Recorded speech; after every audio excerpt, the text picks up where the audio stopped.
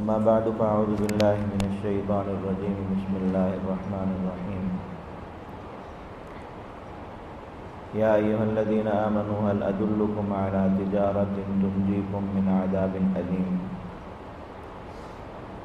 تؤمنون بالله ورسوله وتجاهدون في سبيل الله بأموالكم وأنفسكم ذلكم خير لكم إن كنتم تعلمون.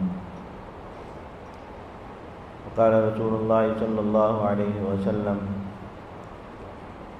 الجهاد ماض منذ بعثني الله إلى أن يقاتل آخر أمتي المسيح الدجال لا يبطله عدل عادل ولا جور جائر.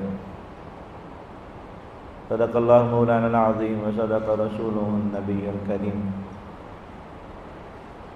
اللهم صل وسلم وبارك على سيدنا مولانا محمد وعلى آل سيدنا ومولانا محمد كما تحب وترضى عدد ما تحب وترضى. اللہ رب العزت رمضان المبارک کی رحمت مغفرت بخشش ہم سب کو نصیب فرمائیں. رمضان المبارک کا عشرہ مغفرت گزر رہا ہے. اللہ رب العزت نے مسلمانوں کو مغفرت پانے کے جو بڑے اسباب اور ذرائع قرآن مجید میں بیان فرمائے ہیں کہ مسلمان اگر ان اعمال کو اختیار کر لیں اللہ رب العزت کی طرف سے قطعیت کے ساتھ اسے وعدہ ملتا ہے کہ اللہ تعالیٰ اس کی ضرور مغفرت فرمائیں گے، یعنی اس کے گناہ معاف فرما دیں. ان اعمال میں سر فہرست عمل جس کے بارے میں اللہ رب العزت نے قسم کھا کر فرمایا، یہ سورہ آل عمران کی آخری آیات جن میں اللہ رب العزت نے مومن کی دعاؤں کا تذکرہ فرمایا کہ ایمان والے اللہ تعالیٰ سے کچھ دعائیں مانگتے ہیں.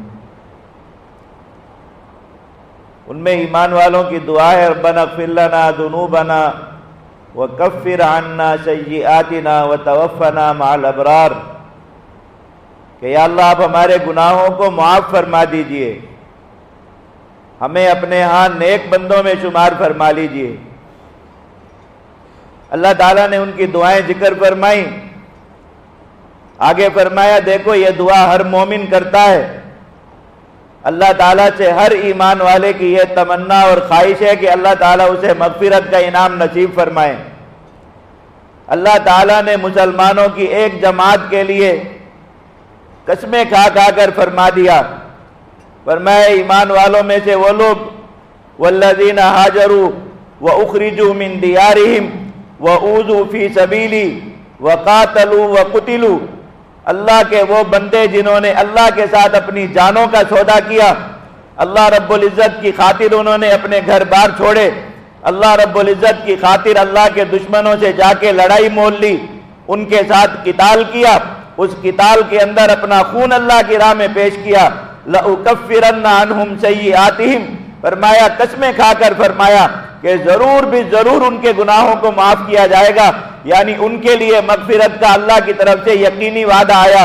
اللہ رب العزت نے سورۃ الصف نازل فرمائی، ایمان والوں کو بتایا یا ایھا الذین آمنو، اے ایمان والو اللہ رب العزت کے ساتھ ایک سودا کرنا چاہتے ہو، اللہ کے ساتھ ایک تجارت کرنا چاہتے ہو، ایسی تجارت جس میں سارا نفع تمہارا ہے، سارا کا سارا فائدہ تمہارا ہے، اس لیے کہ تمہارا رب تو غنی ہے، اس کو فائدے کی اور نفع کی حاجت اور ضرورت نہیں ہے.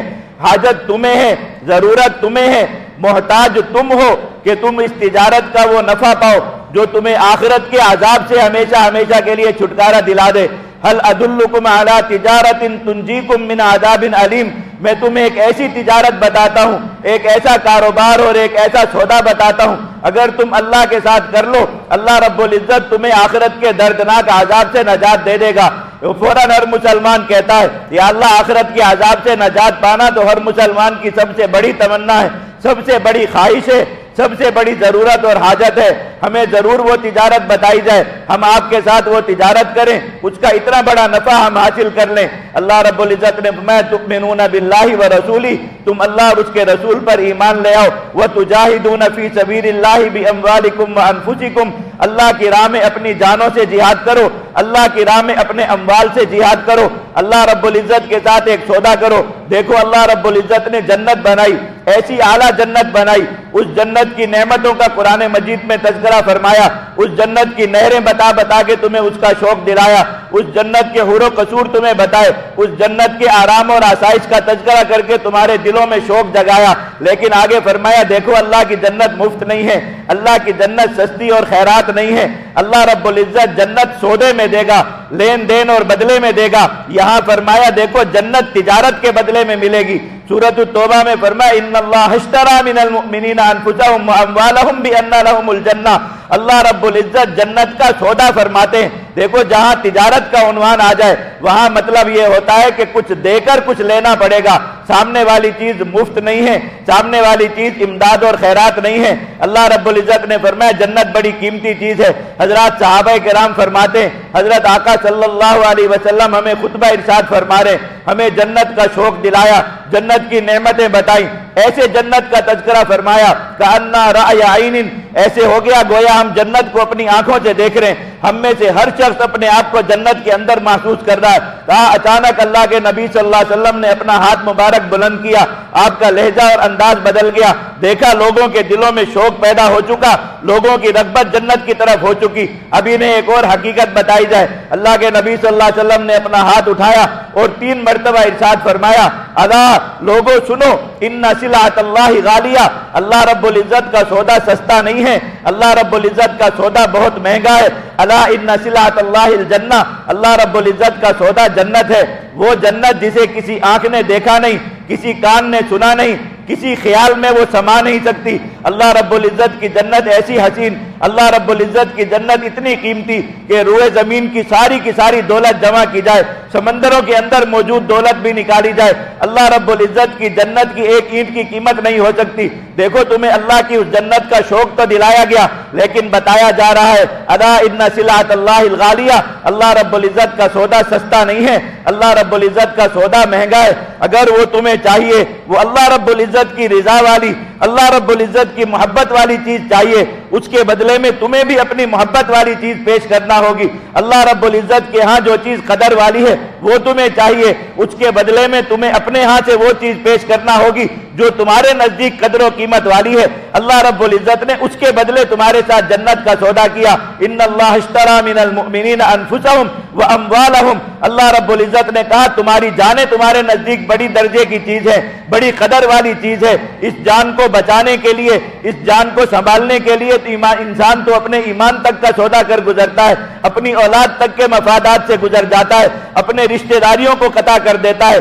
یہ مال تمہارے نزدیک بڑی قدر والی چیز ہے، اس مال کو کمانے اور حاصل کرنے کے لیے ہر طرح کی تگ و دو کرتے ہو، ہر طرح کی محنت کرتے ہو، ہر طرح کے اسباب بروئے کار لاتے ہو۔ اب تمہیں اللہ کے ہاں جو قدر والی چیز ہے وہ چاہیے، تو تمہارے ہاں جو قدر والی چیز ہے اللہ کو دے دو، اللہ کے ساتھ اپنی جان کا سودا کرو، اللہ کے ساتھ اپنے مال کا سودا کرو۔ بِأَنَّ لَهُمُ الْجَنَّةَ، اس کے بدلے میں اللہ تمہیں جنت ادا کرے گا۔ تُؤْمِنُونَ بِاللَّهِ وَرَسُولِهِ وَتُجَاهِدُونَ فِي سَبِيلِ اللَّهِ بِأَمْوَالِكُمْ وَأَنفُسِكُمْ، تم اللہ کے ساتھ یہ تجارت کرو، تم اللہ رب العزت کو اپنی جانیں بیچو، اللہ رب العزت کو اپنے مال بیچو، دشمنوں کے مقابل جہاد کے میدانوں میں آؤ، اللہ کی خاطر کلمہ لا الہ الا اللہ کی بنیاد پر ان کے سامنے ڈٹ کر کھڑے ہو، اللہ رب العزت کے سامنے ثبوت دو یا اللہ یہ جان آپ نے دی تھی، ہم نے اس جان کو بچانے کے لیے ایمان کے سودے نہیں کیے، یہ جان آپ کی دی ہوئی تھی، ہم نے اس جان کو بچانے کے لیے نظریات کے سودے نہیں کیے، یہ جان آپ نے دی ہوئی تھی، ہم نے اس جان کو بچانے کے لیے کافروں کی طاقت کے آگے سر نہیں جھکائے، یہ جان آپ کی دی ہوئی تھی، ہم نے اس جان کو بچانے کے لیے آپ کے علاوہ کسی کو زندگی موت کا مالک نہیں سمجھا، تم نے آ کر عملی ثبوت دے دیا۔ اللہ جان سب کی لیتا نہیں ہے، جان بیچنے والے اکثر اپنی جان لیے سلامت اپنے گھروں کو آ جاتے ہیں لیکن سودا پکا ہو جاتا ہے۔ میرے آقا صلی اللہ علیہ وسلم نے فرمایا اللہ کے ساتھ جان کا سودا صرف اس کا نہیں ہے جس کی اللہ جان لے لے تو اسے جنت دے۔ فرمایا ایک شخص نے اللہ کے ساتھ جہاد کا عہد کیا، اللہ کی خاطر تلوار نکالی، اللہ کی خاطر تلوار لے کر وہ اپنے گھر کے دروازے سے نکلا، اس نے اپنا قدم اپنے گھر سے نکالا، وجبت لہ الجنہ، اللہ کی جنت اس کے لیے واجب ہو گئی، اللہ کے ساتھ اس کا سودا پکا ہو گیا۔ اور اللہ کا سودا کتنا پکا ہے؟ فرمایا وعدن علیہ حقا فی التوراۃ والانجیل والقرآن، اللہ نے جتنے ادیان آسمان سے نازل فرمائے، جتنی شریعتیں اللہ نے آسمان سے اتاری، ہر شریعت میں وعدہ فرمایا جو مسلمان اللہ کو اپنی جان بیچے گا، جو اللہ کی خاطر سر پہ کفن باندھ کے اللہ کے دشمنوں کے سامنے آ کر ایک لمحے کے لیے کھڑا ہوگا، صرف اتنی دیر کے لیے کھڑا ہو۔ اللہ کے نبی صلی اللہ علیہ وسلم نے فرمایا کوئی شخص جہاد کے میدان میں اللہ کو اپنی جان بیچ کر صرف اتنی دیر کھڑا رہا جتنی دیر ایک مرتبہ اونٹنی کے تھن سے دودھ نکالنے کے بعد دوسری مرتبہ دودھ واپس آ جاتا ہے، یعنی چند گھڑیاں اس نے میدان جنگ میں کھڑے ہو کر اللہ رب العزت کے سامنے سرفروشی دکھائی، وجبت لہ الجنہ، اللہ کی جنت اس کے لیے ثابت ہو گئی، اللہ کی جنت اس کے لیے واجب ہو گئی، اس لیے کہ اس مسلمان نے اپنے سودے کی سچائی پیش کر دی۔ یا اللہ ہمارے دلوں میں کھوٹ نہیں تھی، اگر ہم جھوٹے ہوتے ہم بھی کافروں سے ڈر کر اپنے گھروں میں بیٹھے رہتے، اگر ہم جھوٹے ہوتے ہم بھی کفار کی طاقت سے دب کے اپنے ایمان سے انحراف کر لیتے، لیکن دیکھیے ہم نے تو اپنی جان آپ کو بیچ دی، یہ جان لے کر آپ کے دربار میں آ کر کھڑے ہو گئے، اب آپ کی مرضی ہے، آپ یہ جان اگر لینا چاہیے ابھی لے لیجئے۔ انسان اپنی زندگی تو لکھوا کر آیا، اللہ کو جان بیچنے سے کوئی دنیا سے اپنے وقت سے پہلے نہیں چلا جاتا۔ صحابہ کرام ساری زندگی اللہ کو اپنی جانیں بیچے رہے، ہر میدان میں جا کے آگے بڑھ بڑھ کے اللہ کو اپنی جانیں پیش کرتے رہے، کوئی 100 سال کی زندگی دنیا میں گزار کے گیا، کوئی 120 سال کا ہو کر اس دنیا سے رخصت ہوا، بڑھاپے میں اپنے پوتوں پڑ پوتوں کی شادیاں کر کے ان کی خوشیاں دیکھ کر دنیا سے رخصت ہوئے، لیکن اللہ نے جنت کا وعدہ اسی دن فرما دیا جس دن انہوں نے کھڑے ہو کر اللہ کے ساتھ اپنی جانوں کا سودا کر لیا۔ انہوں نے اللہ رب العزت نے کہا تم اپنے اموال بیچ کر اللہ سے جنت لے سکتے ہو۔ حضرات صحابہ کرام اپنے گھروں کا مال اٹھا کر اللہ رب العزت کے لیے لے آئے، آقا صلی اللہ علیہ وسلم کے قدموں میں لا کر ڈھیر کر دیا۔ میرے آقا صلی اللہ علیہ وسلم جہاد کی ترتیب یہ دے کر گئے، دیکھو اسلام میں سپر پاور کے خلاف سب سے پہلی جنگ کا اعلان ہوا، آقا صلی اللہ علیہ وسلم غزوہ تبوک کے لیے نکلنے لگے، مسلمانوں کو جہاد کا طریقہ سمجھا دیا، ایک ہاتھ سے تلوار نکالی، اعلان جہاد کیا، دوسرے ہاتھ سے اپنی چادر زمین پر بچھائی، مسلمانوں کو کہا مسلمانوں اللہ رب العزت نے جان و مال کا سودا مانگا ہے، جانیں لے کر نکلو، مال یہاں رکھو تاکہ تمہارے اس مال سے اللہ کے راستے کے لشکر تیار ہو۔ صحابہ کرام نے جانوں کے سودے کیے، صحابہ کرام نے مال کے سودے کیے، اللہ رب العزت کی طرف سے آسمان سے وعدہ اترا، رضی اللہ عنہم ورضوا عنہ، اللہ ان سے راضی ہو گیا، وہ اللہ سے راضی ہو گئے، وَأَعَدَّ لَهُمْ جَنَّاتٍ تَجْرِي تَحْتَهَا الْأَنْهَارُ، اللہ رب العزت نے جو جنتیں بنائی ہیں، جو جنتیں سجائی ہیں، اللہ رب العزت نے ان کے لیے مہیا کر دی، وَيُدْخِلُهُمُ الْجَنَّةَ عَرَّفَهَا لَهُمْ، اللہ انہیں اس جان و مال کے سودے کے بدلے میں ان جنتوں میں داخل کرے گا جو ان کے اس عمل سے اللہ نے ابھی سے ان کے لیے مہکا اور سجا دی ہیں، یہ اپنے اس عمل کی بنیاد پہ جنتوں میں داخل ہو جائیں گے۔ اللہ رب العزت نے تجارت بتا دی اور اعلان ہو رہا ہے، سنو تم نے اللہ کے ساتھ یہ تجارت کی، سب سے پہلا انعام کیا ہے؟ یغفر لکم ذنوبکم، اللہ تمہارے سارے گناہوں کو مٹا دے گا۔ میرے آقا صلی اللہ علیہ وسلم نے فرمایا اللہ کے راستے میں ایک شخص جہاد کرنے کے لیے نکلا، دشمن کے سامنے جا کر کھڑا ہوا، دشمن کی طرف سے وار ہوا، اس کو خوف کی وجہ سے جھرجھری آ گئی، خوف کی وجہ سے کانپ گیا، اس کا جسم کپ کپا اٹھا، فرمایا یہ اس کی کپ کپی، یہ اس کا اللہ کی خاطر دشمن کے سامنے کھڑے ہو کر ڈر جانا، خوف زدہ ہو جانا، یہ اس کے لیے اتنا بڑا عمل ہے۔ فرمایا اس کے جسم کو جھرجھری آئی، اس کے سارے گناہ اس طرح جھڑ گئے جس طرح تم خزاں کے مہینے میں درختوں کو دیکھتے ہو، ان کے اوپر ایک پتا بھی باقی نہیں ہوتا، اس لیے کہ اللہ کا وعدہ ہے جس نے اللہ کو جان بیچی ہے، اللہ کی طرف سے سب سے پہلا انعام اس کے لیے ہے، یغفر لکم ذنوبکم، اللہ تمہارے سارے گناہوں کو مٹا دے گا، معاف کر دے گا۔ جس نے اللہ کے ساتھ جہاد میں مال کا سودا کیا ہے، اللہ کا سب سے پہلا وعدہ اس کے لیے یہ ہے، یغفر لکم ذنوبکم، اللہ اس تجارت کے بدلے میں اس کے سارے گناہوں کو معاف کر دے گا، مٹا دے گا۔ اللہ رب العزت کی طرف سے وعدے آئے ہیں مسلمانوں، اللہ رب العزت کی طرف سے ایسی بشارتیں آئی ہیں مسلمانوں کے لیے. یہ دیکھو جب دنیا میں اللہ رب العزت نے یہ دنیا کا سارا نظام ایسا بنایا کہ انسان اسی کو دیکھتا رہے، آخرت کا سارا مسئلہ سمجھ میں آ جاتا. دیکھو دنیا میں انسان کوئی قدر والی چیز، کوئی اعلیٰ درجے کی چیز، کوئی بڑی قیمت والی چیز معمولی بدلہ دے کر حاصل نہیں کر سکتا. ہر چیز پر اس کی قیمت کا ایک ٹیگ لگا ہوا ہے، ایک علامت لگا دی گئی، نشانی لگا دی گئی کہ فلاں چیز کی فلاں قیمت ہے. اب جسے وہ چیز خریدنے کی تمنا ہے پہلے وہ قیمت جمع کرتا ہے، پہلے وہ قیمت اپنے پاس مہیا کرتا ہے، پھر وہاں جاتا ہے کہ وہ چیز خریدے جا کر. اللہ رب العزت نے ایک جنت پر ایک ٹیگ لگایا، اللہ رب العزت نے اس کی قیمت کا قرآن میں اعلان فرمایا کہ مسلمانوں اللہ کا وہ مہنگا سودا جنت، اس کی قیمت مسلمان کی جان ہے، مسلمان کا مال ہے. کہاں صرف کرنا ہوگا؟ وَمَا يُقَاتِلُونَ فِي سَبِيلِ اللَّهِ، تم اللہ کی راہ میں قتال میں اپنی جانیں صرف کرو گے، اللہ کی راہ میں قتال میں اپنے اموال صرف کرو گے. اللہ رب العزت نے اس کے بدلے تم سے وعدہ فرمایا کہ اللہ رب العزت تمہیں جنت عطا فرمائے. اب کیسے ہو سکتا ہے کہ اللہ رب العزت ایک چیز کی ایک قیمت اعلان فرمائے، انسان کہے کہ نہیں میں وہ معمولی چیز کے بدلے میں وہ قیمت لے لوں گا؟ تو اللہ رب العزت نے خود فرما دیا ہوتا کہ اس کے بغیر میں عطا کر دوں. یہ سارے اعمال کس لیے ہیں؟ اللہ رب العزت نے ایمان کے ساتھ اعمال صالحہ کی قید کیوں لگائی؟ کہ یہ اعمال اس جنت کی قیمت ہیں، اس جنت کی آبادی ہیں، یہی اعمال اس جنت کے محلات ہیں، یہی اعمال اس جنت کی نہریں ہیں، یہی اعمال اس جنت کے باغات ہیں. اللہ کے نبی صلی اللہ علیہ وسلم جنت سے حضرت ابراہیم علیہ السلام کا پیغام لے کر آسمانوں سے زمین پر اس امت کے پاس تشریف لائے. حضرت ابراہیم علیہ السلام نے پیغام بھیجا اپنی امت کو، جا کر بتائیے کہ جنت آباد کرنی ہے، آباد شدہ چیز موجود نہیں ہے تمہارے لیے. وہ آباد کن چیزوں کے ذریعے ہوگی؟ اللہ رب العزت نے وہ چیزیں ارشاد فرمائی. اور پھر فرق کیا ہے کہ جنت تک پہنچنے کے تو بہت سے راستے ہیں، جنت تک پہنچنے کے بہت سے اعمال، لیکن اللہ جہاں اپنے وعدے کی مہر لگا دے، وعدن علیہ حقا، یہ اللہ کے ذمے پکا سچا وعدہ ہو گیا کہ اللہ تمہیں جنت اس عمل کے بدلے میں ضرور عطا کرے گا. ومن اوفی بعہدہ من اللہ، اللہ سے زیادہ اپنے وعدے کا سچا کوئی نہیں. اور دیکھو اللہ رب العزت ادھر سودا فرما رہے.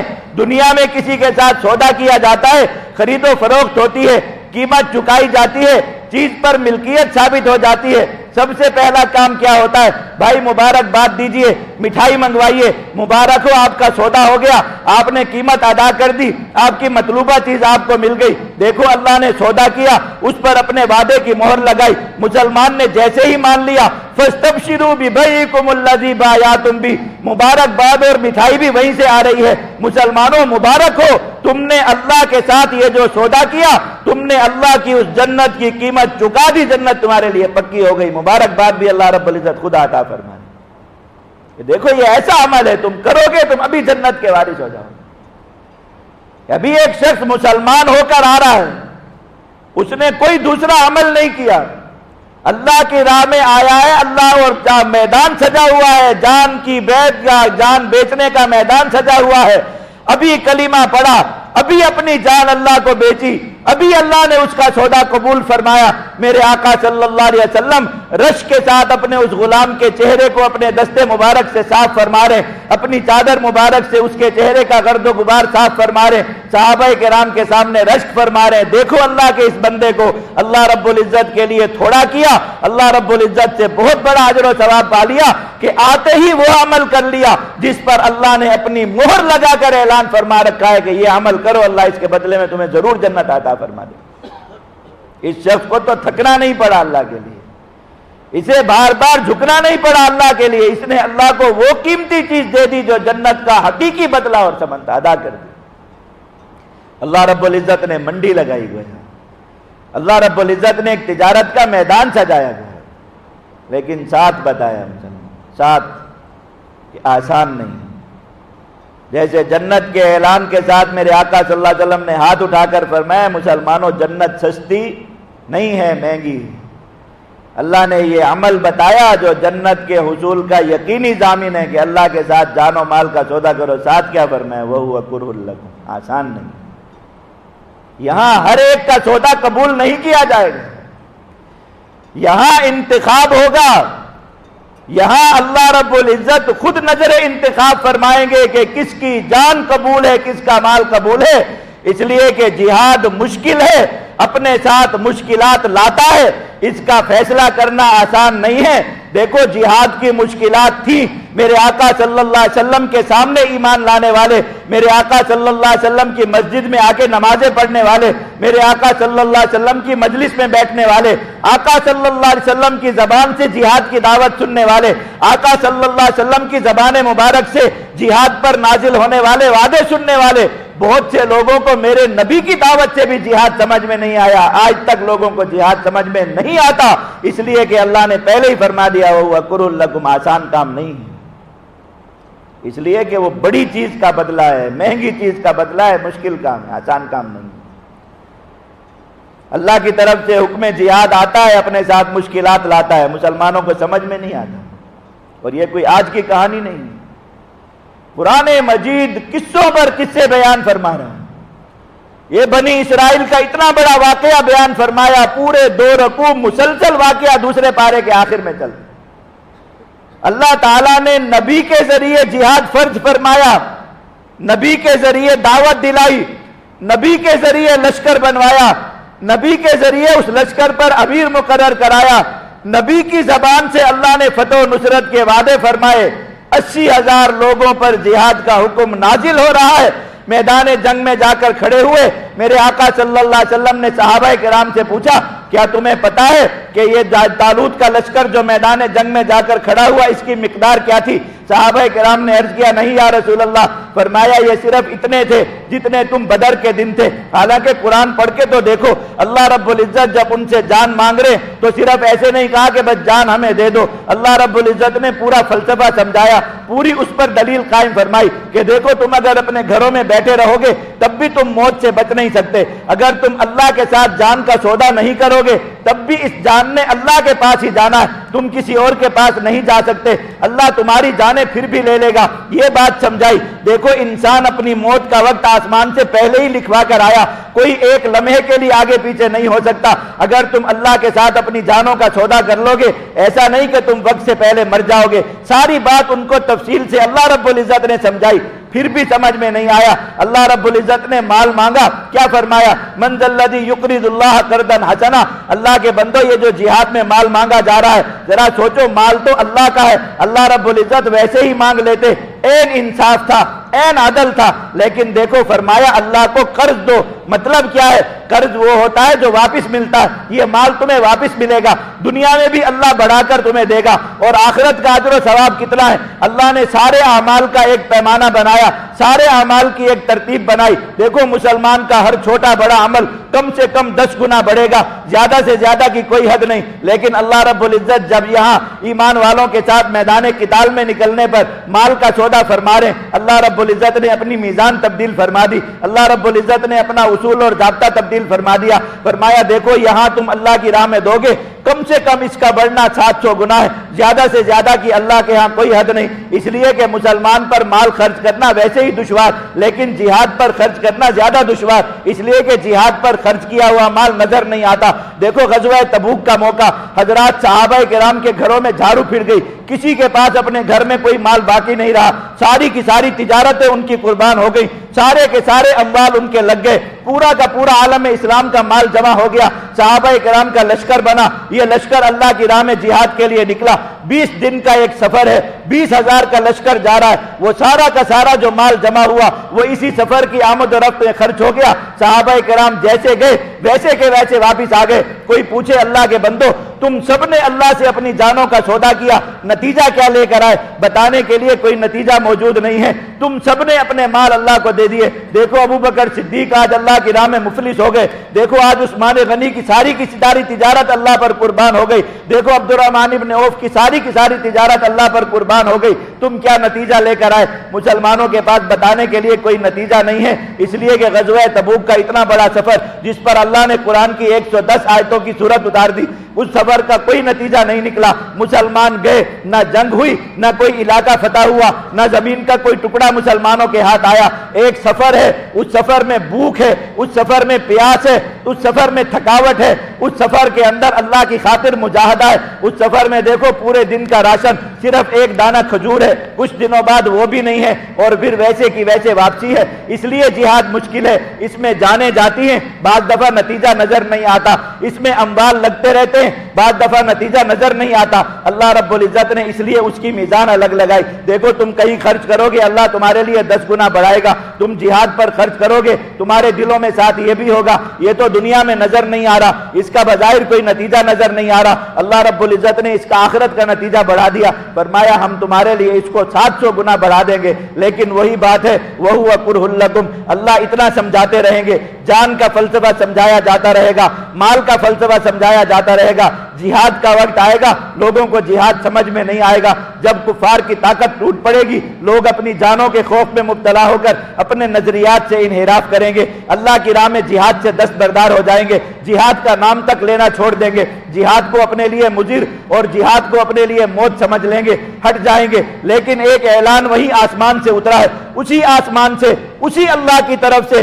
جس اللہ نے جہاد کو فرض فرمایا، اسی اللہ کی طرف سے اعلان اترا۔ محمد الرسول اللہ صلی اللہ علیہ وسلم کی جس زبان مبارک سے جہاد کی فرضیت کا اعلان ہوا، اسی زبان مبارک سے یہ بھی اعلان ہوا۔ لوگوں یاد رکھنا، اللہ نے جب سے مجھ پر جہاد فرض کیا ہے اس وقت سے لے کے دجال کے قتل تک اس روئے زمین پر ایک دن ایسا نہیں آ سکتا جب اللہ کی خاطر جانے دینے والے، اللہ کی خاطر مال دینے والے، اللہ کی خاطر اپنی جان و مال سے جہاد کے میدان سجائے رکھنے والے مسلمان اس زمین پر موجود نہ ہوں۔ فرمایا لا یبطلہ عدل عادل، اگر کوئی شخص زمین کو عدل و انصاف سے بھر دے اور پھر کہے دیکھو زمین پر تو عدل و انصاف قائم ہو چکا، اب جہاد کی ضرورت نہیں ہے اس لیے جہاد چھوڑ دو، لا یبطلہ، اس کی یہ دلیل بھی جہاد کو نہیں روک سکتی۔ ولا جور جائر، اگر زمین کے سارے ظالم، اگر زمین کے سارے جابر، اگر زمین کی ساری قوتیں زمین کی ساری طاقت لے کر اعلان کر دیں کہ وہ اللہ کی خاطر جہاد کرنے والے لشکروں کو روکیں گی،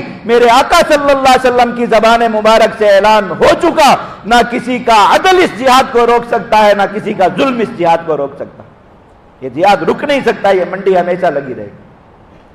ذرا یہی 20 سال کی داستان دیکھ لیجیے، اللہ نے جہاد کی ایسی حجت قائم فرمائی، میں کہتا ہوں ہم پاکستان والوں پر اللہ نے جہاد کی جیسی حجت قائم فرمائی ہے، جیسا اتمام ہوا ہے، صدیوں میں آپ کو اس کی مثال نہیں ملے گی، صدیوں میں جہاد کا ایسا عروج اور جہاد کا ایسا غلغلہ ہر طرف۔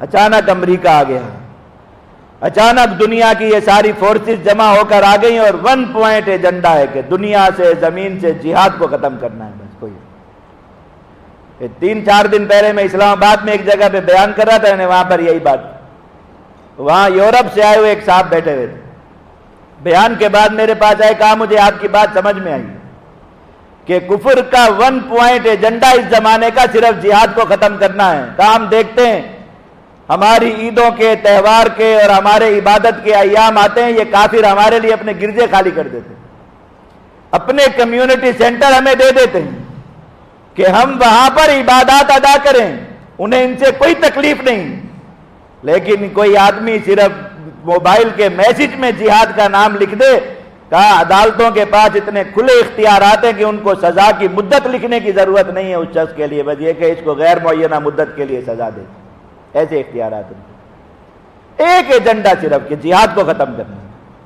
20 سال گزر گئے، اس روئے زمین پر سب سے زیادہ بارود ان 20 سالوں میں برسا ہے، پوری انسانیت کی تاریخ میں جب سے لکھی گئی 5-6 ہزار سال کی تاریخ انسانیت کی لکھی محفوظ ہے، پڑھ کر دیکھ لیجئے، زمین پر اتنی موت آسمان سے پچھلی ساری صدیوں میں نہیں برسی ہوگی جتنی ان 20 سالوں کے اندر برسائی گئی، جتنی صرف کسی ایجنڈے پر جہاد کو ختم کرنا۔ جتنا زور، جتنا جبر، جتنے قوانین صرف اس بات پر بنائے گئے کہ اللہ کے لیے جان و مال کے سودے کرنے والوں کو ختم کرنا ہے، روکنا ہے، ہٹانا ہے، اتنا زور کسی اور چیز پر نہیں لگایا گیا۔ اللہ نے 20 سال میں نتیجہ کیا دکھایا؟ جہاد کم ہوا یا بڑھا؟ جہاد پیچھے گیا یا آگے ہوا؟ جہاد والوں کو عزت ملی یا دنیا میں ان کی عزت کم ہوئی، بڑھی؟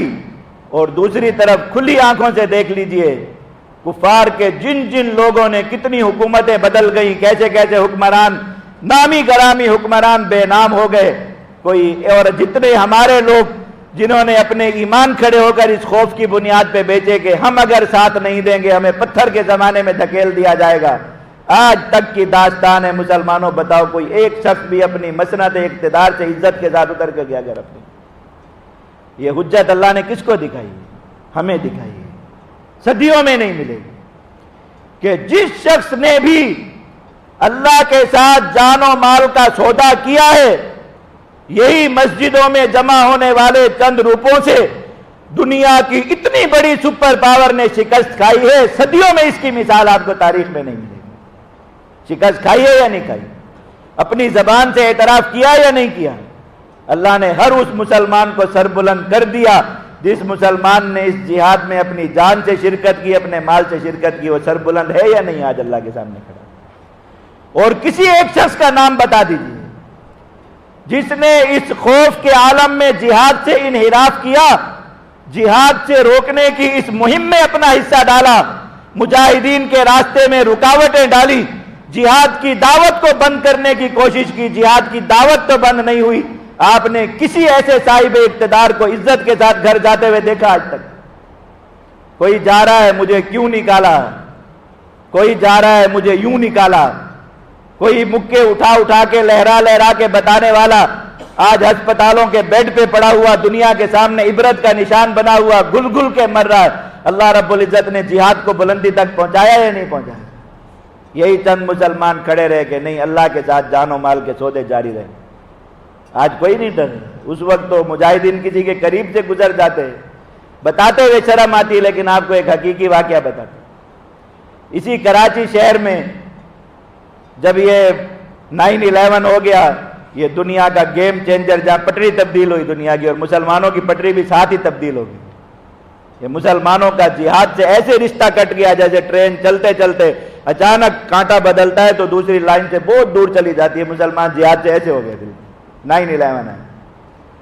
ایک مسجد میں حضرت مفتی عبدالرؤف صاحب اور میں نماز پڑھ لی، اتر کے موٹر سائیکل پہ ہم دونوں جا رہے تھے، نماز کا وقت ہو گیا، ہم نماز پڑھ لی۔ نماز کے بعد مؤذن صاحب آئے، کہا کہ مولانا تھوڑے دن کے لیے اس مسجد میں نماز کے لیے تشریف نہ لائے گا، ہمارے لیے بڑے مسائل ہو جائیں۔ نے کہا ہم تو ویسے گزر رہے تھے، نماز کا ٹائم ہو گیا اس لیے آ گئے، لیکن مسجد کا جس مسجد کا ممبر، وہ مسجد بھی اپنی جگہ پر، جہاں صرف مجاہدین کے نماز پڑھ لینے سے خطرہ پیدا ہو گیا، یہ مسجد بھی آپ کے سامنے ہے جس کے ممبر و محراب سے پورے سال الجہاد کی صدائیں گونجتی رہیں۔ اس مسجد کا کسی نے کیا بگاڑ لیا؟ لیکن مسلمانوں نے اپنی صف واضح کر دی۔ مسلمان بے نقاب ہو گئے، بہت سے چہروں کے نقاب اتر گئے۔ اللہ نے قرآن مجید میں یہی خاصیت جہاد کی بیان فرمائی کہ جب جہاد کا وقت آتا ہے چہروں کے نقاب اترتے ہیں۔ غزوہ تبوک اتنا بڑا جہاد، لڑائی نہیں ہوئی، کوئی کافر نہیں مرا، مسلمانوں کا ایک طبقہ قیامت تک کے لیے ایسا بے نقاب ہو گیا کہ اس کو مسلمانوں کے اندر چھپنے کی آج تک جگہ نہیں ملتی۔ اللہ نے صرف اس لیے اتنا بڑا جہاد کرا۔ یہ 9/11 آیا، یہ صرف اس لیے آیا تھا، یاد رکھیں۔ امریکہ نے کیا کیا اس پورے عرصے میں؟ وہ ایک امریکی پارلیمنٹیرین نے خود اپنی ٹویٹر پر اس پورے 20 سال کی داستان لکھی۔ کہا امریکہ نے 25 خرب ڈالر خرچ کیے صرف اس چیز پر کہ طالبان کو ایک دفعہ کرسی سے اتار کے دوسری دفعہ کیسے بٹھانا ہے، صرف اس کام پر کتنے ڈالر خرچ کیے؟ 25 خرب۔ کا اس سے بہتر تھا طالبان سے ویسے ہی درخواست کرتے کہ آپ تھوڑی دیر کے لیے کرسی سے اتر جائیں، پھر کرسی پہ بیٹھ جائیں تو ہمارا شوق پورا ہو جاتا، ہم دیکھ لیں۔ لیکن آپ نے 25 خرب ڈالر خرچ کیے صرف کس چیز پر کہ طالبان کو ایک دفعہ کرسی سے اتار کے پھر واپس بٹھا دیں، عزت کے ساتھ، پہلے سے زیادہ عزت مند بنا کے۔ کفر سے تو صرف اتنا ہوا، مسلمانوں میں بہت سارا پتہ چلا۔ کہ اس خطرے کے وقت میں اپنے ایمان پر کون کھڑا ہے، اپنی جان اللہ کو بیچ کر کون کھڑا ہے، لا الہ الا اللہ پر کون کھڑا ہے، کہاں وابستگیاں نہیں بدل رہی، کہاں نظریات نہیں بدل رہے، کہاں سوچ نہیں بدل رہی۔ مبارک ہو آپ کو، آپ نہیں بدلے، اللہ رب العزت نے آج فاتحین کے ساتھ کھڑا کیا، کہیں سر جھکا کے نہیں جانا پڑتا ہے، شرمندگی کے ساتھ نہیں جانا پڑتا۔ کیا ہے کہ تھوڑی سی مشکل لے کے، تھوڑا سا خطرہ لے کے اللہ رب العزت کے ساتھ جان و مال کا سودا ہوتا رہا، اللہ نے عزت مند بنا دیا یا نہیں بنا دیا؟ مسلمانوں یاد رکھو، آسمان سے اعلان ہو چکا ہے، اللہ رب العزت کے ساتھ جو جان و مال کا سودا کرے گا قتال کے میدان میں، اللہ اس کو جنت بھی دے گا، اللہ اس کو مغفرت بھی دے گا، اور اللہ اس کو عزت بھی دے گا۔ وَأُخْرَى تُحِبُّونَهَا، فرمایا جنت تو ہے ہی ہے، مغفرت تو ہے ہی ہے جو اصل سودا ہے، لیکن اللہ اس کے ساتھ بونس کے طور پہ، انعام کے طور پہ ایک چیز تمہیں اور بھی دے گا، نصر من اللہ، اللہ کی نصرت تم اپنی آنکھوں سے آسمان سے زمین پر اترتے ہوئے دیکھو گے، وَفَتْحٌ قریب، اللہ رب العزت تمہیں جلد جلد دنیا میں فتح یاب بھی کرے گا، تمہیں عزت مند بھی بنائے گا۔ جو جانیں دیتے، مال دیتے، دنیا کا کوئی بدلہ ان کے پیچھے نظر نہیں ہوتا، انہیں تو جنت چاہیے، جنت کا مل جانا کوئی معمولی بات، لیکن فرمایا کہ نہیں، ہم تو تمہیں اور زیادہ خوش کریں گے، جنت تو ملے گی، نقد انعام بھی دیں گے، دنیا میں آپ ہی معزز ہو جائیں گے۔ وَلِلَّهِ الْعِزَّةُ وَلِرَسُولِهِ وَلِلْمُؤْمِنِينَ، عزت اللہ کی ہے، عزت اللہ کے رسول کی ہے، اور ان ایمان والوں کی ہے جو ہر حال میں اللہ اور اس کے رسول کے دین کے ساتھ کھڑے رہیں گے۔ آپ آج تک کھڑے رہے، اللہ رب العزت نے ایک مرحلہ فتح کرا دیا، جہاد تو قیامت تک جاری ہے، رکے گا نہیں، جہاد اپنے اگلے مراحل کی طرف ہے، جہاد کے ساتھ کھڑے رہیں، جہاد کے ساتھ اسی طرح جان و مال کے سودے کرتے رہیں، جانوں کے سودے کرنے والوں کی اپنے اموال کے ذریعے پشت مضبوط کرتے رہے۔ اللہ رب العزت نے ابھی بڑی بڑی عزتیں، بڑی بڑی فتوحات اس زمین پر اور بھی عطا فرمانی انشاءاللہ۔ تو اللہ رب العزت نے یہ حجت دیکھنے کے بعد بھی کوئی جہاد سے انحراف کرے گا؟ کوئی نہیں کرے گا انشاءاللہ۔ اللہ رب العزت کی اتنی واضح حجت دیکھنے کے بعد بھی کوئی اب اس راستے سے اپنے قدم ہٹائے گا؟ کوئی نہیں ہٹائے گا انشاءاللہ۔ اللہ رب العزت کے ساتھ ہم سب یہ عہد کریں کہ یا اللہ اس تجارت پر ہمیشہ قائم رہیں گے، جان و مال کے سودے آپ کے ساتھ کرتے رہیں گے، آپ کے ساتھ یہ خرید و فروخت کا معاملہ ہمارا دائمی ہے، جب تک زندگی ہے آپ کو اپنی جان بھی بیچتے رہیں گے، آپ کو اپنے اموال بھی پیش کرتے رہیں گے، تو اللہ رب العزت کی طرف سے یہ دنیا کے انعامات بھی انشاءاللہ متواتر ملتے رہیں گے، اور آخرت کا بڑا انعام فرمایا کہ جنت پر اللہ نے اپنے وعدے کی مہر لگا دی، وعدن علیہ حقا، وہ اللہ کے ذمہ سچا اور پکا وعدہ ہو گیا کہ اللہ رب العزت وہ ضرور عطا فرمائیں گے، اللہ رب العزت وہ بھی دیں گے۔ اللہ رب العزت ہم سب کو اپنی راہ میں جان و مال کے سودے پیش کرتے رہنے کی توفیق نصیب فرمائے، اور ہمیں آگے بڑھنے کی، مزید اپنی ہمت کو بڑھانے کی توفیق اللہ رب العزت عطا فرماتے رہے۔ جتنی جتنی انسان کی عمر بڑھتی جائے اس کے عمل میں اضافہ ہوتے چلے جانا، اس لیے کہ جنت قریب آ رہی ہے، موت قریب آ رہی ہے۔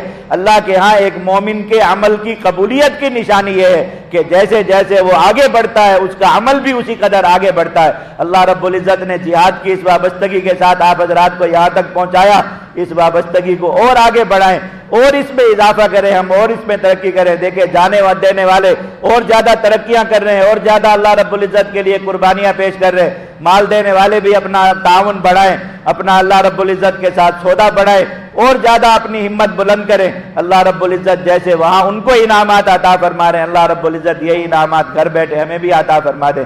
اللہ رب العزت ہم سب کے لیے اپنی توفیق کا دروازہ کھول دیں۔ وآخر دعوانا الحمدللہ رب العالمین۔